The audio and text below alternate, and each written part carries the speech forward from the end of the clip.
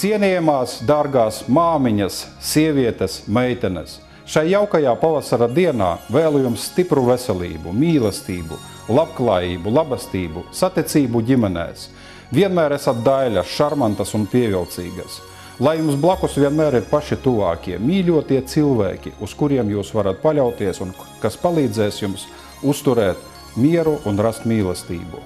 Lai šis pavasaris nes jums daudz smaidu, saules siltumu un labastību. Ar pavasara svētkiem jūs dārgās sievietes.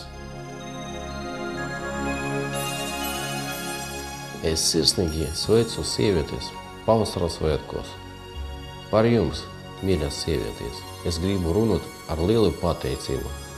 Paldies jums par rūpiem, siltumu un mīlestību. Novēlu veselību, laimi ģimenes, labu garastāvokli svētkos un ikdienā.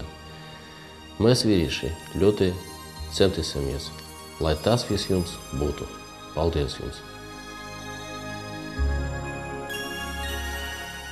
Dargas sievietes, šodien ir īpaša pavasara diena. Šodien ir 8. marts. Un es gribu sveikt jūs šajā skaistajā pavasara dienā. Novēlēt jums laimi, novēlēt jums mīlestības, novēlēt jums labklājību jūsu ģimenē. Un lai apkārt jums būtu vīriešu uzmanība. Ne tikai šodien, bet visu gadu. Jūsu Vitālijs Zarevičs.